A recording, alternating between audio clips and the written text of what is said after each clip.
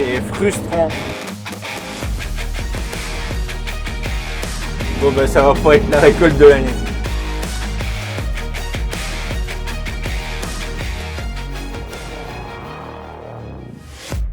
Vaut mieux qu'on en rigole, ça sert à rien de pleurer, sinon on n'avancerait pas dans la vie, tout simplement. Salut, c'est Benjamin Brisson, je suis agriculteur à Saint-Étienne-au-Temple dans la Marne et bienvenue sous mon hangar. Je cultive environ 187 hectares, je fais des céréales, des pommes de terre, des betteraves, un petit peu de luzerne et surtout un atelier maraîchage. Et en plus de ça, je suis prestataire de stockage. Sur la ferme, je possède 3 tracteurs et un Manitou. C'est un peu l'homme à tout faire de l'exploitation, notamment pour le bâtiment, pour repousser l'état, pour recharger les camions. Donc si j'ai pas de Manitou, je suis en stand-by complet sur l'exploitation. Mon tracteur de tête, c'est un Fendt 720, mais comme tu peux voir ici, c'est pas un 720, c'est un 724, parce que je suis tombé en panne avec le premier. Donc du coup, ça c'est un tracteur de prêt. Sur la ferme, on a également un classe Action 820, donc 200 chevaux, tout comme le Fendt. La particularité de cette année, c'est qu'avec PTX, on l'a rééquipé en GPS pour une précision au top. Et chez nous, pas de jaloux, les deux bennes, c'est les deux mêmes, c'est des Mopu, environ 16 tonnes. Du coup, l'importance aujourd'hui, c'est qu'on va faire des blés hybrides. Donc les blés hybrides, c'est de la semence. L'important, c'est la pureté variétale. Donc on a nettoyé cliniquement la machine. Maintenant, il faut remettre les caches. Pour récolter, on utilise cette Lexion 440.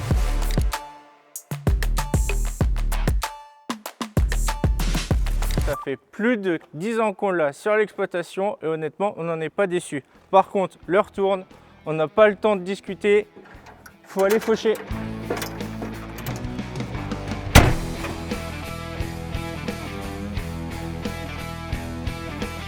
Allez, c'est parti. On se rend au champ, journée un petit peu particulière, il est pratiquement 9 h. Je vais attaquer à récolter, faucher comme on dit chez nous. À 9 h du matin, c'est un peu exceptionnel, c'est la canicule. Hier, on a eu pas mal de feux dans les coins. Moi, j'ai pas tourné hier, mais je suis allé éteindre un feu chez un voisin. Donc les conditions sont un peu extrêmes, donc conditions extrêmes, horaire extrême. Donc on attaque plus tôt, on terminera vers 14 h. Peut-être qu'on aura fini avant. C'est parti pour les blés hybrides à 9 h du matin.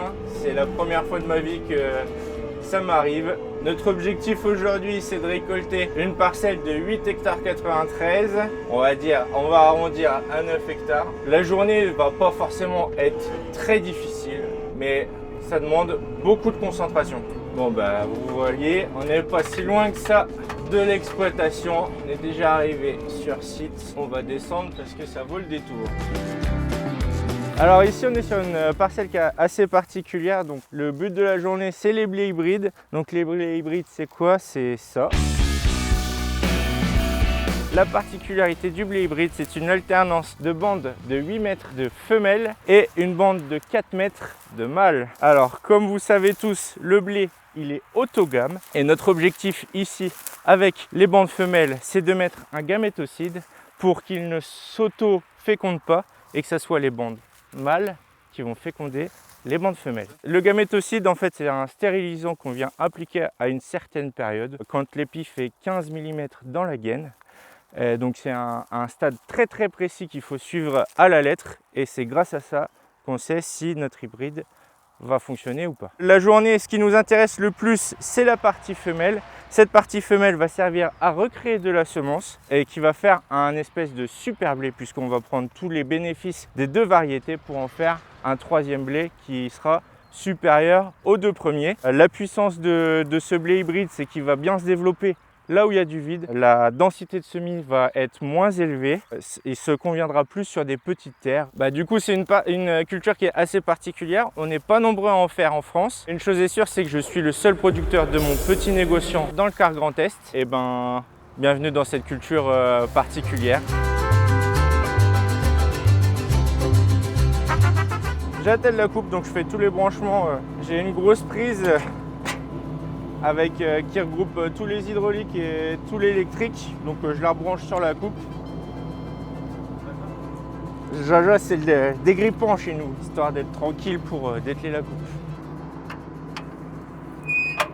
Et voilà, la coupe est attelée, on est parti.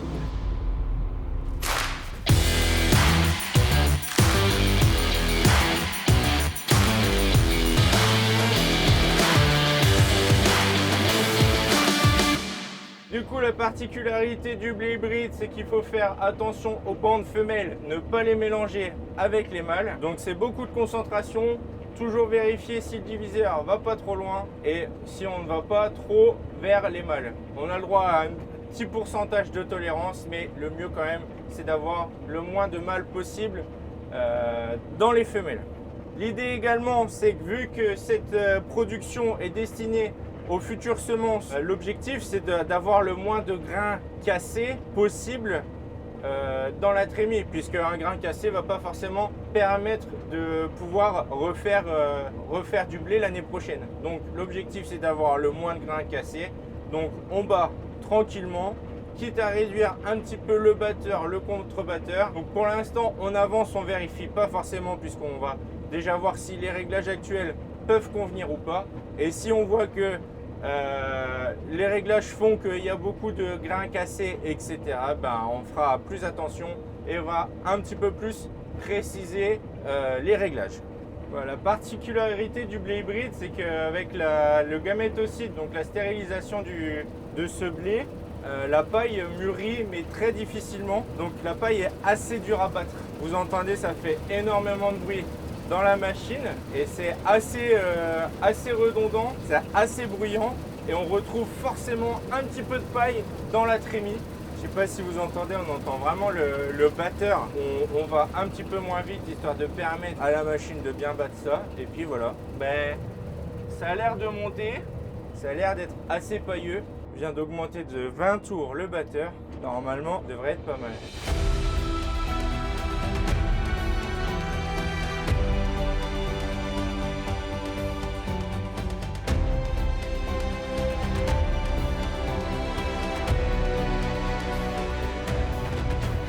Ici, on ne cherche pas forcément la quantité, on cherche surtout la qualité. Alors effectivement, pour l'instant, j'ai envie de vous dire, je suis un petit peu déçu.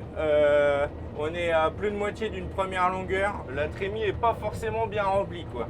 Donc ben, bon, c'est la particularité de l'année, hein. On savait très bien que les coups de chaud allaient forcément taper sur les rendements. L'année est aussi particulière. C'est un peu décevant, forcément, mais bon, on s'y attendait.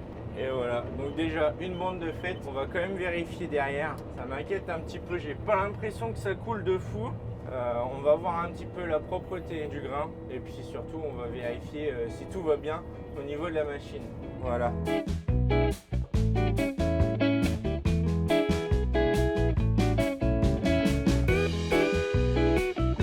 Bon bah ça va pas être la récolte de l'année. Les rendements vont pas être terribles. Bon, c'est pas grave. Vaut mieux qu'on en rigole, ça sert à rien de pleurer, sinon on n'avancerait pas dans la vie, tout simplement. La particularité de cette année, et notamment pour cette récolte, c'est que je suis équipé avec un GPS PTX, anciennement Trimble. Du coup, nous avons adapté un volant électrique sur ma moissonneuse. Pour la récolte des hybrides, je peux largement vous dire que c'est un très gros soulagement mental, puisque c'était beaucoup de concentration sur le diviseur, un peu moins de concentration sur le battage et surtout sur la vitesse d'avancement. Donc là on gagne vraiment du temps. C'est vraiment une charge mentale en moins de vérifier si on respecte bien les bandes mâles et les bandes femelles. Alors je vous cache pas que j'ai pas pu semer avec le même GPS, j'ai pas pu récupérer les lignes à l'heure actuelle, mais tout simplement j'ai quand même réussi à récupérer la ligne qui est juste à côté, donc j'arrive à m'en sortir. Et honnêtement, par rapport à la qualité de la récolte, etc., c'est quand même un vrai gain de temps, c'est vraiment un soulagement mental par rapport à ça. Et puis on s'en sort plutôt bien. Ce GPS a vraiment une importance et vraiment un intérêt, notamment pour les blés hybrides. La ligne rouge, c'est le cap à suivre. En fait, c'est la ligne que le GPS va suivre.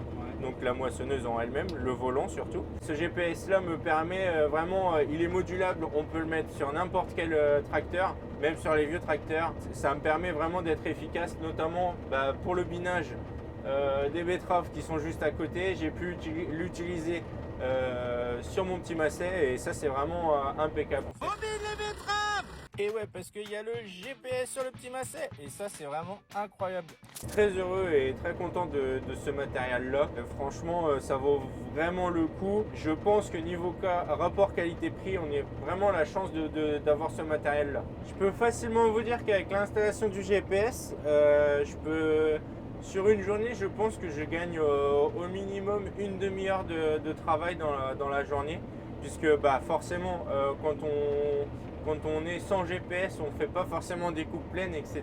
Je pense que niveau efficacité, je suis beaucoup plus efficace, beaucoup plus rapide. J'accumule plus les hectares, on va dire, dans une journée avec le GPS que quand on le fait à la main. Et honnêtement, arrivé vers 21h, quand on a fait déjà une bonne journée, quand on a fait déjà 12 heures dans la moissonneuse, je peux vous dire que physiquement et mentalement, on est grave usé. Là, je peux vous dire que on est beaucoup moins usé et on est prêt à avancer un peu plus loin dans la journée. Pour le coup, t'es pas concentré à essayer de gérer, à voir si on fait bien les coupes pleines, etc.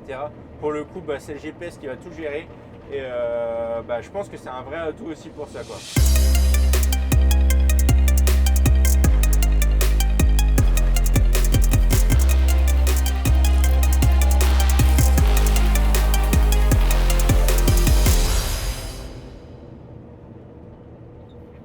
J'ai quasiment fini mes blés, il me reste que 3 hectares plus les hybrides. Donc là c'était une parcelle de 9 hectares. J'ai encore une autre parcelle en face qui fait à peu près la même surface. On est vraiment sur la fin, il me reste une dizaine d'hectares d'orge de printemps, ça va être raclé très rapidement. Donc aujourd'hui nous sommes le mercredi, théoriquement vendredi la moisson est terminée. C'est une grosse période de stress pour tout le monde, la moisson, très fatigant. Moralement on en prend un petit coup aussi quand les rendements sont pas forcément là, notamment cette année avec la canicule. C'est aussi bien de pouvoir se retrouver à la fin de la moisson, notamment avec son équipe. Moi je vais retrouver les personnes avec qui on a travaillé, avec qui m'ont conduit les bennes, etc. Mes parents, etc. On se fait une petite fête pour, entre guillemets, fêter la fin de la moisson.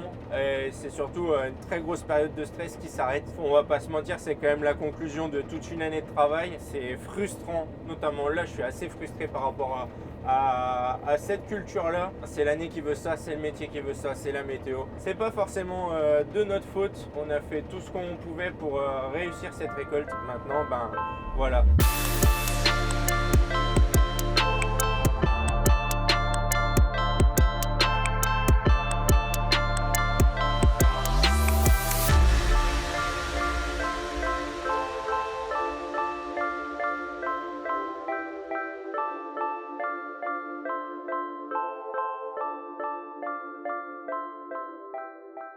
L'avantage d'être prestataire de stockage, c'est que je peux faire les analyses directement à la ferme. Donc j'ai le matériel adéquat. Donc là, on a le grain qu'on a récolté tout à l'heure.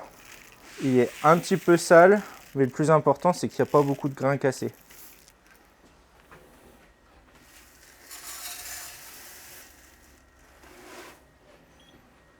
Ça analyse l'humidité et le poids spécifique du grain. Voilà, 69,1 de PS, 9,8 d'humidité, c'est limite trop sec, il était enfin temps de le faire. Et puis au vu du PS, on ne s'attend pas à une grande qualité ni à un gros rendement. C'est le poids spécifique, c'est le poids pour 100 litres de grain. En gros, j'ai la pesée là. Il y a 6 tonnes. Ah ouais. Même pas. 6 tonnes 900.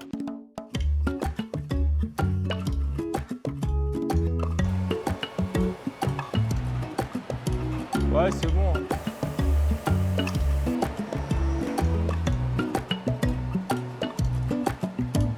Du coup, on peut voir que c'est pas forcément hyper bien battu. En fait, vu que la paille est ultra dure, on essaye de minimiser au maximum la casse de grain. Donc forcément, c'est un peu sale, mais ça se retrouvera au triage. On arrivera à récupérer tout ça et du coup avoir un grain de qualité pour être ressemer plus tard. Vu qu'on fait plusieurs variétés de blé hybride sur l'exploitation, on a scindé une grosse case en deux avec des bottes de paille. Et puis du coup, on pourra mettre la première variété qu'on a déjà récoltée et la seconde qui arrivera bientôt.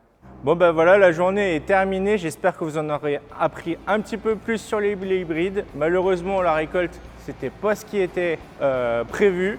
On pensait avoir plus de rendement, mais bon, ça, c'est les aléas du métier. Je remercie PTX qui m'a accompagné tout au long de cet épisode, notamment pour le GPS qui m'a aidé très fortement et m'a soulagé très mentalement pour la récolte de ces blés hybrides, car vous avez compris, c'était très difficile de faire attention entre les bandes mâles et les bandes femelles. Du coup, vous avez compris que la récolte des blés hybrides, c'est pas si facile que ça. N'hésitez pas à me dire en commentaire si vous connaissiez la production de blé hybride ou si vous vouliez plus de détails sur l'installation du GPS dans la moissonneuse ou alors dans d'autres tracteurs. C'était Benjamin Brisson dans Sous mon hangar. Abonnez-vous à cette chaîne et on se retrouve à très vite.